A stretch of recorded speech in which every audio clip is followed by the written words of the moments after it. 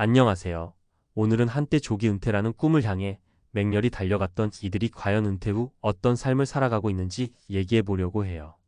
요즘 주변에 보면 40대, 심지어 30대 초반에도 은퇴를 꿈꾸는 분들이 많더라고요. 유튜브나 블로그에 파이어 조개프 IREF INANCIAL 인디펜던스 리타이어 얼리 이야기가 넘쳐나니까 나도 그들처럼 빨리 회사 때려치우고 자유를 만끽해야지 하고 열정이 불타오르기도 하죠. 그런데 막상 우리 일상을 돌이켜보면 알게 모르게 매달 나가는 생활비가 무시 못할 수준이잖아요. 또 직장에 다니보면 나름의 루틴이 생겨서 사람들과 소통하는 즐거움도 있고 직장 생활이 피곤하면서도 한편으로는 스스로 나 아직 사회에 속해 있구나 하는 안정감도 얻고요. 그래서 간혹 그냥 퇴사하고 싶다가도 실제로는 쉽게 못 그만두게 되죠. 그런 와중에 혹여나 정말간 크게 40대의 조기 은퇴를 선언하고 실행까지 해버린다면 과연 그 이후의 삶은 어떤 모습일까요? 오늘은 그저 좋다, 나쁘다 식의 단순한 결론이 아니라 우리가 흔히 생각해 보지 못했던 현실적인 사례를 3가지 정도 들고 와서 이야기를 풀어볼까 해요. 사례 속에 담긴 이야기가 조금이나마 여러분의 미래 계획이나 고민에 도움이 되길 바랍니다. 1. 은퇴 후 어디서부터 시작해야 할지 몰라 방황한 김씨의 이야기. 먼저 김씨 47세 이야기를 해볼게요. 김씨는 42살에 회사를 그만뒀어요. 20대 후반부터 10년 넘게 치열하게 달려왔고 이미 연봉도 꽤 올랐지만 이렇게 계속 사는 건 너무 지친다라는 생각이 문득 들었다고 해요. 늘 아침 일찍 일어나서 출근, 퇴근 후엔 집에 오면 기진맥진 주말이면 피곤해서 잠만 잔다는 삶이 너무 반복적이었대요. 이렇게 살다간 내 청춘 다 쓰고 허무하겠다 싶어 잔고를 털어서 그래. 딱 40대 초중반에 은퇴하자 결심을 한 거죠. 그리고 실제로 퇴사했어요. 처음에는 세상을 다 얻은 것 같았다고 합니다. 평일 아침에 늦잠도 잘 수 있고 사람들로 붐비지 않는 시간에 카페에 가서 조용히 책도 읽고요. 근사한 여행도 갈 수 있고 잠깐은 자유를 만끽했죠. 문제는 6개월에서 1년 정도 지나니 뭐라도 해야겠다라는 생각이 들어도 딱히 손에 잡히는 게 없더랍니다. 왜냐면 본인이 평소에 딱히 취미나 특기가 있었던 것도 아니고 자격증이 있는 것도 아니었거든요. 회사를 다닐 때는 업무가 그의 정체성이자 주 활동이었는데 이제 그게 싹 사라지니까 갑자기 내가 뭘 좋아했지? 라는 가장 기본적인 질문부터 막막해졌다는 거예요. 시간을 널널하게 쓰는 것 자체는 좋았지만 점점 우울감이 찾아왔고 더 이상 아무것도 안 하는 게 죄책감마저 들기 시작했어요. 결국 김 씨는 몇 년 만에 다시 취업 전선에 나섰어요. 하지만 이전만큼 고연봉을 주는 회사는 구하기 어렵고 나이도 있다 보니 예전처럼 의욕적으로 다가서는 것조차 쉽지 않았다고 합니다. 그렇게 한참을 헤매다가 간신히 비슷한 업계 중소기업에 들어가긴 했지만 이전처럼 좋은 대우를 받지 못하니 자존감이 크게 떨어졌다고 해요. 김 씨가 지금 깨달은 건 은퇴는 단지 회사 안 다닌다라는 상태가 아니라 스스로의 시간을 어떻게 미닝퍼레미 있게 하게 보낼지 설계해야 하는 과정이라는 점이라고 해요. 돈도 중요하지만 내가 은퇴 후 어떤 정체성과 목표를 가지고 살아갈지를 전혀 준비하지 않았던 게 가장 큰 오류였다고 합니다. 2. 투자 수익만 믿었다가 피를 본 이 씨의 이야기. 두 번째 이야기는 이 씨 50세입니다. 이분은 조기 은퇴하기 전부터 나는 투자로 생활비를 벌면 돼라는 생각을 굳게 믿었대요. 주식, 부동산, 심지어 가상화폐까지 소위 불릴 수 있는 것은 다 해보자는 마인드였어요. 몇 번의 운 좋은 투자로 실제로 꽤 높은 수익률을 기록한 적이 있어서 스스로 이 정도면 먹고 살만 하겠지라고 판단하고 일을 그만둬 버렸죠. 은퇴 초반에는 주식이니 코인이니 해서 매달 생활비 이상의 수익이 나니 조기 은퇴 대성공. 이라며 주변 지인들에게도 투자 공부나 제대로 해. 라고 엄청나게 추천하고 다녔다고 해요. 그런데 문제는 시장 상황이 언제까지나 좋을 수만은 없다는 거죠. 어느 순간부터 시장이 급락하고 그동안 잘 나가던 종목들까지 꼬꾸라지기 시작했어요. 이 씨는 조만간 다시 오르겠지라고 믿었지만 몇 달이 지나도 사정이 나아지질 않았어요. 생활비를 위해 조금씩 파는 주식이나 코인도 가격이 떨어지니 팔면 팔수록 손해가 누적됐죠. 결국 대출까지 끼어있던 부동산 한 채를 헐값에 매각해야 했고 심지어 전에 꾸렸던 은퇴 후 커뮤니티를 만들겠다는 계획마저 파토가 났어요. 무엇보다 가장 큰 문제는 자신이 잘 나가던 시절 주변에 뿌렸던 나만의 투자 노하우가 사실상 운이 크게 작용했었다는 걸 뒤늦게 깨달았다는 겁니다.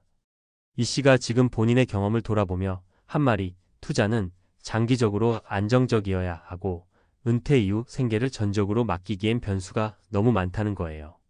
그리고 설령 투자 수익이 있다고 해도 건강보험료나 세금, 각종 공과금, 예상치 못한 의료비 등 추가 지출이 계속 생기는데 그걸 투자로만 메우긴 쉽지 않다는 점이요. 아울러 심적으로도 상당히 불안정하다는 말을 덧붙였어요. 매일매일 주가 확인하고 손익 그래프에 연연하면서 살다 보니 자유로워지기 위해 시작한 은퇴가 결국 스트레스 투성이가 되었다고 하네요. 3. 가족과의 소통 문제에 봉착한 박 씨의 이야기. 마지막으로 박 씨 44세 이야기도 해볼게요. 박 씨는 직장에서 워낙 바쁜 생활을 하다 보니 아이들과 보낼 시간이 거의 없었대요. 은퇴를 결심한 가장 큰 이유도 그래, 이제는 가족과 더 많은 시간을 보내야지라는 거였죠. 그래서 40대 초반에 조금은 무리를 해서라도 목돈을 모은 뒤에 가족과 함께 여유롭고 즐겁게 살리라 마음먹었어요. 처음에는 가족들도 환영했겠죠. 아빠가 드디어 우리랑 시간을 보내는구나 하고요.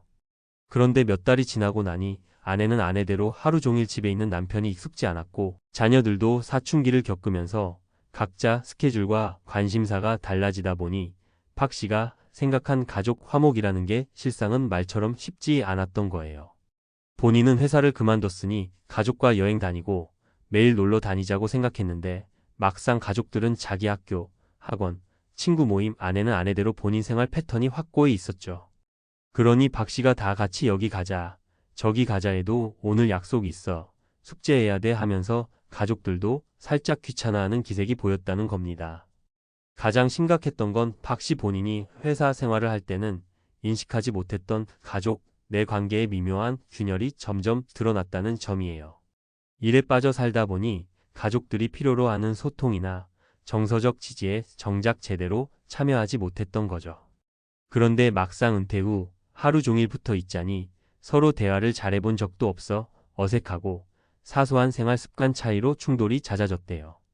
결국 박 씨는 지금 가족 관계 상담까지 받을 정도가 되었어요. 가족과 함께 보내고 싶어서 은퇴했는데 오히려 가족과의 갈등이 심화되니 너무 괴롭다라는 거예요. 요즘은 회사 다닐 때 적어도 내가 가정의 경제를 책임진다는 자신감이라도 있었지, 지금은 경제적 부담감도 있고 가족 사이에서 설 자리가 없는 기분이다 하라고 토로합니다. 함께 생각해 볼 점. 이렇게 3가지 사례를 말씀드렸어요. 사실 조기 은퇴가 무조건 나쁘다라는 얘기를 하려고 한 건 아니에요. 물론 은퇴 후 경제적으로나 심리적으로 안정적인 삶을 영위하는 분들도 계시죠. 하지만 실제로 우리가 사례를 살펴보면 조기 은퇴에 대한 환상을 품고 무작정 뛰어들 경우 겪게 되는 현실적 문제들이 분명 존재한다는 걸 알 수 있어요. 돈만 충분하면 될 거라고 생각하기 쉽지만 실제로는 예상치 못한 지출이 계속 생기기도 하고 원래 벌이보다 훨씬 적은 수익으로 생활해야 하는 상황이 생길 수 있어요. 시간이 많아졌다고 해서 저절로 행복이 오는 건 아니고 오히려 내가 지금 뭘 해야 하지?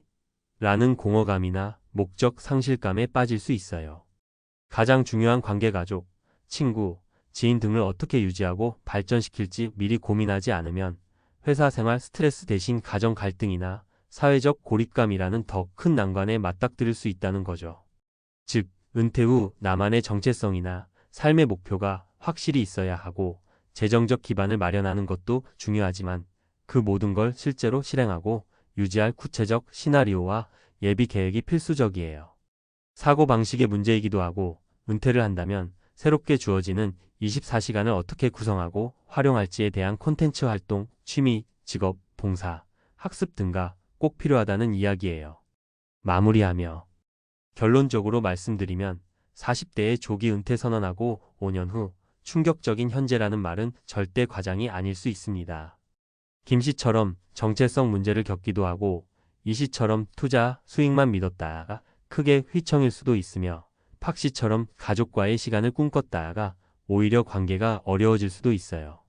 하지만 이를 통해 전하고 싶은 메시지는 결국 준비되지 않은 은퇴는 또 다른 스트레스를 부른다는 거예요. 조기 은퇴 자체가 나쁘다는 게 아니라 너무 섣불리 일하지 않는 자유만을 꿈꾸며 실행해서는 안 된다는 거죠. 은퇴한다면 단지 월급 없이 사는 방식을 고민하는 것을 넘어 내일을 어떻게 살아갈지 설계하는 과정이 훨씬 중요해요. 이 얘기 마치 어려운 이론처럼 들릴 수도 있겠지만 실제로는 아주 간단해요. 예컨대 내가 정말 평생 빠져들 수 있는 취미나 활동이 있는지, 그 취미를 유지하는 데 비용은 얼마나 드는지, 현재 배우자가 있거나 자녀가 있다면 그들과의 관계를 어떻게 함께 행복하게 만들지, 그리고 혹여나 예상치 못한 변수가 생겼을 때 질병, 가정 문제, 경제적 침체 등 어떤 대안을 마련할지 등등 이런 것들을 천천히 고민하면서 미리 생각해 봐야 한다는 겁니다. 노동과 사회생활이라는 게 사실 우리에게 단순히 돈벌이 이상의 의미를 지니잖아요.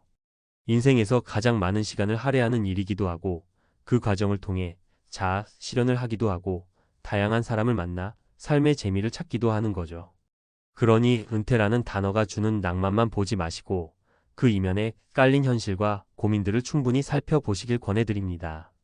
오늘의 이야기가 조기 은퇴를 고민하는 분들에게 조금이라도 진솔한 참고 자료가 되었으면 좋겠네요.